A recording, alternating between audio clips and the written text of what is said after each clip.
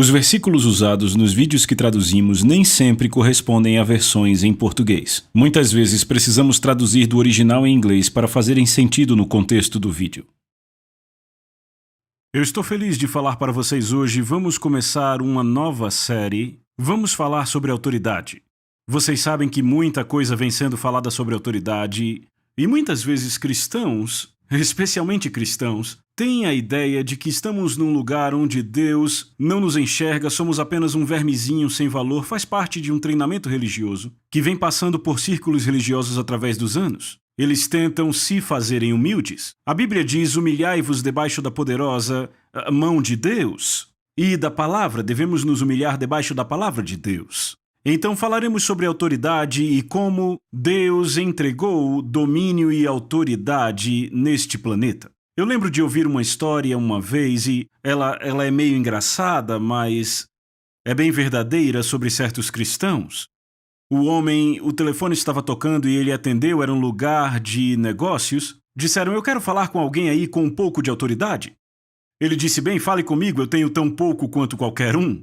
E sabe, é assim que temos nos comportado todo esse tempo. Pensamos que Deus nos colocou aqui nesse planeta, estamos nos esforçando, apenas tentando chegar bem no final, ficar bem com Deus para Ele nos dar um casebre no céu.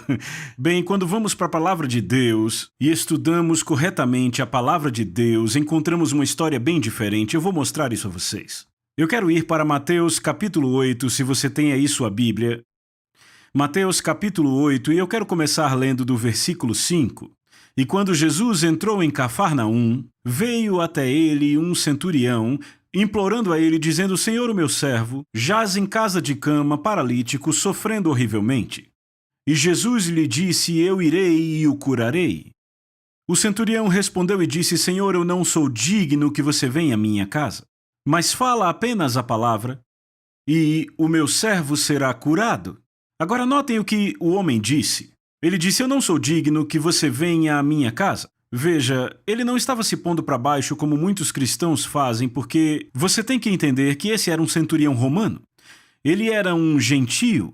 E se você se lembrar, quando Jesus ungiu os 12 discípulos para irem e pregarem, ele disse: não vão para nenhum lugar a não ser a casa de Israel. O evangelho foi para o judeu primeiro e depois para os gentios. Ele disse: não vão pelo caminho dos gentios. Então esse é um gentio e ele é um centurião romano. E ele disse: eu não sou digno que você venha à minha casa, fala apenas a palavra, e o meu servo será curado. Agora notem o que ele continua dizendo: pois eu sou homem sujeito à autoridade e tenho soldados debaixo de mim. Vê, para ter autoridade, você tem que estar debaixo de autoridade. Devemos nos submeter à autoridade final, à autoridade de Deus e da sua palavra. A palavra de Deus é a autoridade final a qual nos sujeitamos. Independentemente do que pensamos sobre isso, a palavra é a autoridade final. Eu sou homem sujeito à autoridade, tenho soldados debaixo de mim, digo a este vai, ele vai, ao outro vem, ele vem, ao meu servo faz isto e ele faz. Então, se houvesse algo, veja, ele era um homem militar. Se tem algo que os militares realmente entendem, é a autoridade. Porque eles têm seus sargentos e você já viu nos filmes que eles falam de uma forma bem brava e as pessoas quebram a sua vontade para fazer o que está sendo mandado, porque no serviço militar, quando o comandante fala para você fazer algo, você faz, independentemente do que você pensa ou o que quer que seja. Então esse é um homem militar, ele entende a autoridade. Sou homem sujeito à autoridade e tenho soldados debaixo de mim. Eu entendo, em outras palavras. E um dia, quando eu estava lendo isso, meditando na palavra, eu perguntei ao Senhor, eu disse: Senhor, por que esse homem tinha tamanha fé? E você descobre que Jesus disse sobre esse homem que ele tinha fé maior do que todos debaixo da aliança. Vamos lá, vamos ler. Ouvindo isso, admirou-se Jesus e disse aos que o seguiam: em verdade vos afirmo que nem mesmo em Israel achei fé como esta. Então eu perguntei ao Senhor: Senhor, por que esse homem tinha tamanha fé? Ele não estava debaixo da aliança. Ele ainda não tinha acesso a esta aliança, mas Jesus disse: este homem teve uma fé maior que todo o povo da aliança que ele havia conhecido. Bem, o Senhor me disse: volte e leia o versículo 9, porque o homem fala com a própria boca dele. Eu sou homem sujeito à autoridade e tenho soldados debaixo de mim. Ou seja, ele sabia que os soldados debaixo dele tinham que se submeter à sua autoridade, e ele sabia que Jesus tinha autoridade sobre doenças e enfermidades, porque a Bíblia diz que Deus ungiu a Jesus de Nazaré com o Espírito Santo e com poder, o qual andou fazendo o bem e curando todos os opressos do diabo. Então ele sabia que Jesus tinha autoridade, não havia dúvida sobre isso. Quando checamos as coisas que Jesus fez, era preciso ser cego, surdo ou ignorante para não reconhecer as coisas que Jesus fazia. Porque lemos que ele curava os enfermos, ressuscitava os mortos, expulsava demônios, ele parava tempestades e matava figueiras com a sua palavra. Então, sabe, isso chamava a atenção. Então, sabemos que este homem entendeu que Jesus tinha autoridade e ele disse: você não precisa vir para minha casa, eu sei que sou indigno. Você vê, naquela época, sabe, as pessoas hoje acham que são discriminadas. Sabe, aqui você podia falar de discriminação se não lesse direito a palavra de Deus, sabendo que o evangelho foi primeiro para o judeu e depois para o gentio, porque Jesus disse aos seus discípulos: não vão pelo caminho dos gentios, vão apenas para a casa de Israel. Mas havia um tempo chegando. Veja, o apóstolo Paulo foi quem trouxe essa revelação de que o evangelho também era para os gentios, ele não fora aceito pela geração passada, mas Paulo disse, através dos apóstolos e profetas, ele agora é feito conhecido entre nós. E claro, aqui temos um homem que diz: você não precisa orar pelo meu servo, você não precisa, sabe, vir à minha casa, nem impor as mãos sobre o meu servo. E sabe, se você voltar para ver tudo que Jesus fez, ele ministrou bastante por imposição de mãos. Houve pessoas que se esticaram para tocar suas vestes e foram curadas, a unção de Deus estava sobre ele. Então, Jesus estava operando em autoridade. Mas hoje há muita confusão sobre com qual tipo de autoridade Jesus operou, debaixo de qual ele estava. Às vezes as pessoas chegam e dizem: mas é porque Jesus ele era Deus na terra. Veja, isso soa correto para um homem religioso, mas eu quero lembrar a você que Jesus nasceu nesse planeta. Ele tinha um corpo físico de carne e osso, ele nasceu aqui, e esta é a entrada legal neste planeta. E vamos entrar em mais detalhes sobre isso mais tarde, mas deixa eu dizer aqui que todo ser espiritual neste planeta, que não tem um corpo físico de carne e osso, é severamente limitado no que pode fazer.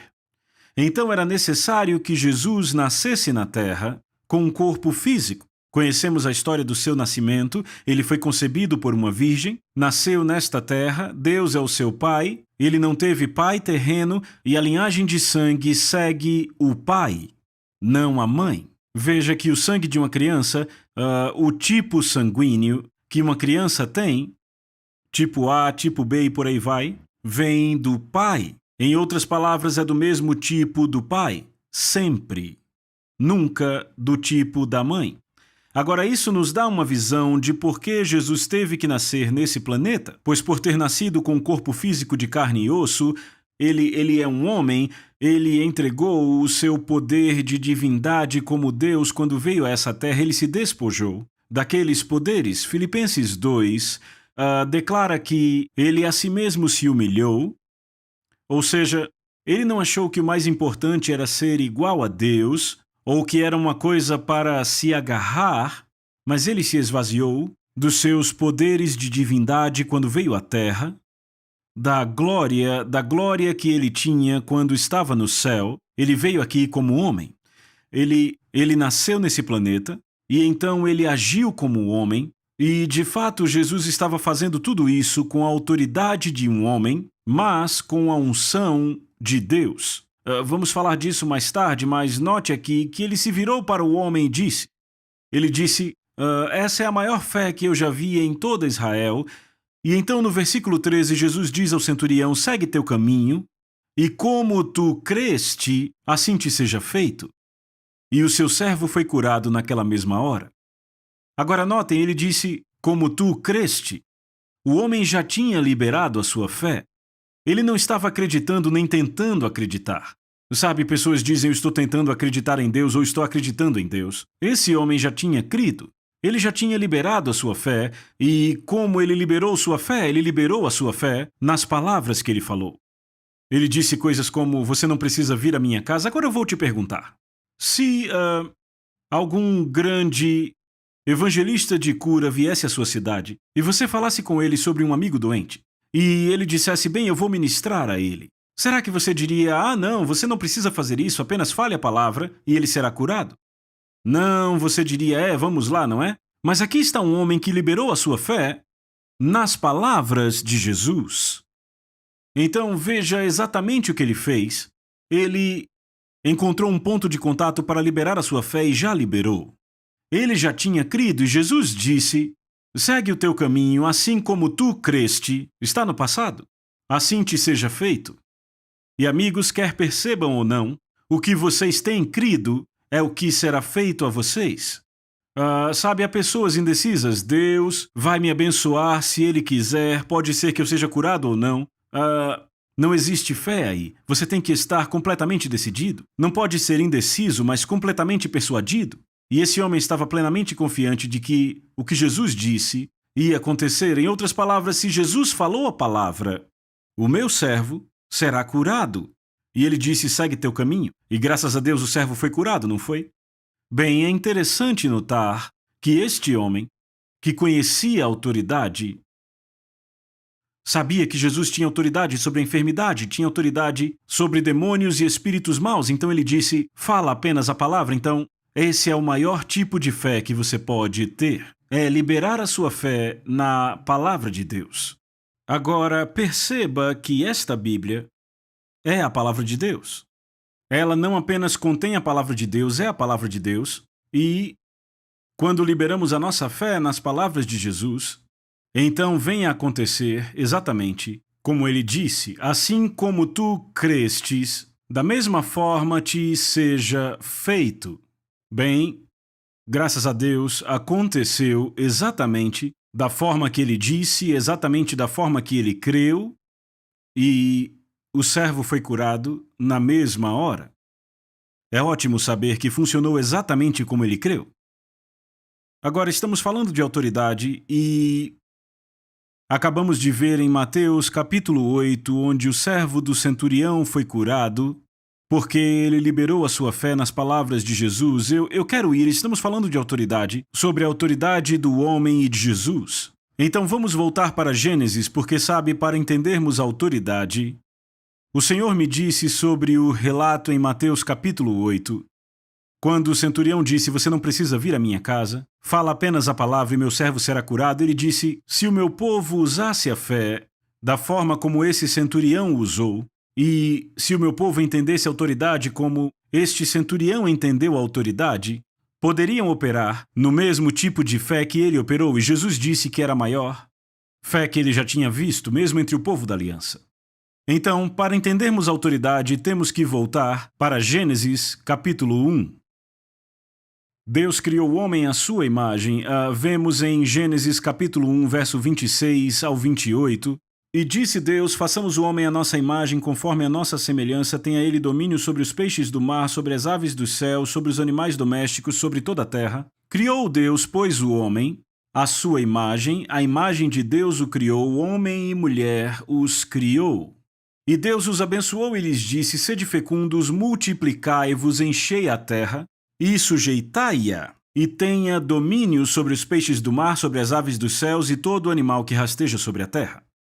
Agora você nota aqui que Deus criou o homem à sua imagem, conforme a sua semelhança, e Deus deu a ele autoridade e domínio sobre este planeta. Por quanto tempo, de fato ele não diz, mas quando entramos na última parte desse capítulo, vemos que no final do 6º dia, o homem foi feito à imagem e semelhança de Deus. Isso é profético. Eu creio que depois de 6.000 anos da história humana, porque um dia para Deus são como 1.000 anos e 1.000 anos como um dia, o homem outra vez será a plenitude da imagem e semelhança de Deus. Quanto tempo depois dos 6.000 anos não sabemos, mas sabemos que antes do reino milenar de Cristo haverá uma grande mudança. Agora veja, ele disse: tenha domínio sobre a terra e a sujeite. Então, evidentemente, pelo que vemos nas Escrituras, Deus deu ao homem autoridade e domínio sobre o planeta Terra por 6.000 anos. Quando vemos o capítulo 6 de Gênesis, Deus disse: o meu espírito não agirá para sempre no homem, pois este é carnal e os seus dias serão 120 anos. Eu creio que ele está se referindo a 120 anos de jubileu, o que dá 6.000 anos. Então, os seus dias de quê? Os seus dias de domínio. Penso que ele não fala de dias de vida, seus dias de domínio serão 120 anos. Eu acredito que ele está se referindo a anos de jubileu. A cada 50 anos temos um ano de jubileu, então o tempo de domínio do homem na Terra seriam 120 jubileus. O que acontece depois disso? Evidentemente, o arrendamento da Terra se expira, depois de 6.000 anos da história humana. Bem, eu sei que as pessoas se perguntam de onde é que você tira essa história de arrendamento da Terra. Bem, vá comigo para Marcos, capítulo 12, e você perceberá que Jesus fala sobre o arrendamento da terra. Marcos 12, 1, entrou Jesus a falar-lhes por parábola. Um homem plantou uma vinha, colocou uma cerca ao redor dela, cavou um tanque para prensar uvas, edificou uma torre, arrendou-a a uns lavradores e ausentou-se do país. Este é um perfil que revela sobre o arrendamento da terra. Bem, ele continua explicando e diz que ele enviou servos para receberem o fruto da vinha dos lavradores. E os lavradores maus os agarraram, apedrejaram e espancaram. E então ele diz, verso 6, tendo ainda um filho, seu amado, ele também o enviou por último, dizendo, eles reverenciarão meu filho. Mas os lavradores maus disseram, vejam, este é o herdeiro, vamos matá-lo, e então a herança será nossa. Agora não há dúvida que ele está trazendo um perfil de um arrendamento do planeta Terra que ele entregou à humanidade, e lemos em Gênesis capítulo 1. Tenham eles domínio. Em outras palavras, Deus não vem simplesmente aqui a esse planeta e muda as coisas durante esses 6.000 anos. Você já se perguntou por que será que Deus não vem e acaba com a lei do aborto que permite que se mate mais de 1 milhão de crianças não nascidas por ano? A razão para isso é porque ele não pode, até que o prazo se expire, pois ele deu domínio ao homem, e se os homens não votarem em leis que proíbam isso, vai continuar até que o arrendamento da terra se expire. Agora note aqui que o diabo, os demônios, os espíritos maus pensaram, se matarmos Jesus, bem, a herança será nossa, ou seja, a terra seria deles. Mas quando mataram Jesus, eles perceberam. Quando o enterraram, acharam que o planeta era deles e no terceiro dia ele ressuscitou, graças a Deus, e o diabo teve que ficar sob efeito de calmantes. Agora, você nota aqui que o agarraram, mataram e atiraram para fora da vinha. Ora, sem dúvida, este é um perfil que revela sobre o arrendamento da terra. Bem, você tem que ler isso e estudar, porque Marcos continua aqui, ele avança, dizendo que fará, pois, o dono da vinha, virá e exterminará aqueles lavradores e passará a vinha a outros. Bem, amigos, aqueles que estudam a Bíblia sabem que depois de 6.000 anos, em algum momento depois de 6.000 anos, virá o período de tribulação de 7 anos, aí entendemos as 70 semanas de Daniel, e o reino milenar de Cristo, que consiste em 1.000 anos de paz e governo justo sobre a terra. Então aqui vemos que ele tomará de volta a vinha e entregará a outros. Então vejam, é um arrendamento, e quando falamos de tirar e entregar a outros, é um arrendamento. Ele vai cancelar o arrendamento depois de 6.000 anos. Temos um arrendamento neste planeta, é por isso que Deus não vem e acaba com as guerras, nem para tudo que você talvez tenha orado para que Deus pare com isso, faça aquilo. Talvez você está pedindo coisas que Deus disse para você fazer. Através da oração e da intercessão, e através do que a palavra nos diz para fazer, temos autoridade para mudar coisas neste planeta. Mas veja, quando Adão pecou, entregou o arrendamento da terra ao diabo, por assim dizer. O apóstolo Paulo declara que Satanás se tornou essencialmente o Deus desse mundo. Em outras palavras, Satanás, através do pecado de Adão, pôde tomar o arrendamento da terra. Veja, Satanás não possui a terra. Não, a Bíblia diz que ao Senhor pertence a terra e tudo que nela se contém. Mas o que precisamos entender é o seguinte fato, que Deus arrendou ao homem essa terra.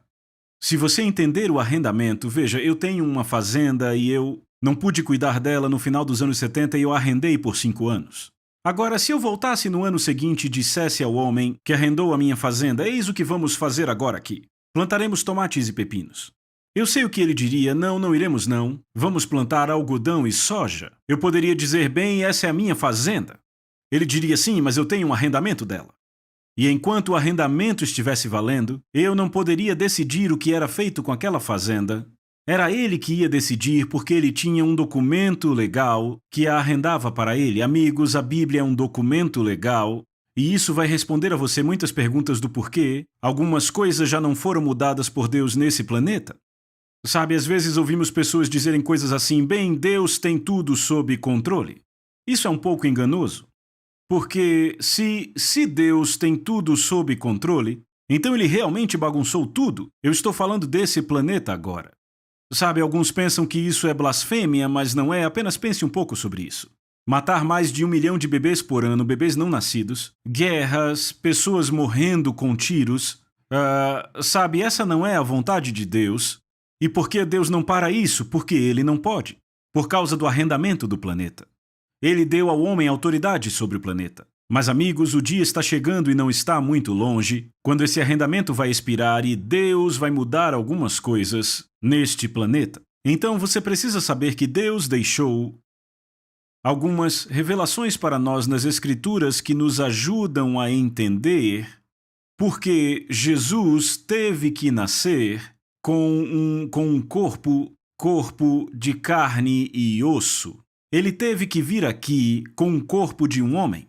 Ele não poderia vir aqui e, sabe, estar aqui como Deus. Agora, eu sei que alguns de vocês estão dizendo bem, eu sei que Jesus era Deus porque a Bíblia diz que no princípio era o verbo estava com Deus e o verbo era Deus. E o verbo se fez carne e habitou entre nós. Deus na carne. Eu vou explicar. Vá comigo para Lucas capítulo 3, vamos ler bem rápido aqui. Lucas capítulo 3, verso 21. E aconteceu que ao ser todo o povo batizado também o foi Jesus, e estando ele a orar, o céu se abriu, e o Espírito desceu sobre ele como pomba, e ouviu-se uma voz do céu, Tu és o meu filho amado, em ti me comprazo. Ora, tinha Jesus cerca de 30 anos ao começar seu ministério, sendo como se supunha filho de José. Sabemos que ele não era filho de José. Mas agora, notem que aos 30 anos ele não tinha feito nenhum milagre, não tinha expulsado nenhum demônio e não tinha curado nenhuma pessoa sequer. O ponto que eu quero fazer aqui é o seguinte. Eu acho que é muito óbvio. Ele não podia, ele nasceu nesse planeta como homem. Ele estava operando como homem. Até que Deus o ungiu com o Espírito Santo e com poder quando ele foi batizado aqui no Rio Jordão. Ele não fez nenhum milagre. Agora, quando você vai ao capítulo 4, nota que verso 14 diz, Então Jesus, no poder do Espírito, regressou para a Galiléia e a sua fama correu por toda a circunvizinhança. Por que diz que a sua fama correu por toda a vizinhança? Ele começou a fazer grandes milagres. Depois que ele foi batizado no Rio Jordão, depois que o Espírito Santo desceu sobre ele, e então ele se levanta na sinagoga, no capítulo 4 de Lucas, verso 18, ele diz, O Espírito do Senhor está sobre mim pelo que me ungiu. Então notem, o Espírito do Senhor está sobre mim pelo que me ungiu. Aí Jesus nos diz porque ele curava os doentes, levantava os mortos, expulsava os demônios e fazia milagres. Porque Deus tinha ungido ele. Então primeiro ele era um homem. Se tivéssemos tempo, leríamos passagens em que Jesus é chamado de homem. O apóstolo Paulo chama Jesus de homem várias vezes, porque ele tinha o corpo de um homem. Estava aqui nesse planeta. Ele andava como homem, falava como homem, se cansava como homem, comia como homem, porque ele era homem, mas não me entenda mal, ele era o Filho de Deus, sim. Ele era o Filho divino de Deus, mas ele abriu mão dos seus poderes divinos quando veio à Terra, operou como homem, e quando Deus ungiu com o Espírito Santo e poder para curar, foi através da autoridade de um homem, que ele teve autoridade para destruir as obras do diabo, mas foi através da autoridade de Deus que ele teve autoridade para curar os doentes, levantar os mortos e expulsar os demônios. É muito óbvio que Deus ungiu a Jesus de Nazaré com o Espírito Santo e com poder, e ele andou fazendo bem e curando a todos os oprimidos do diabo.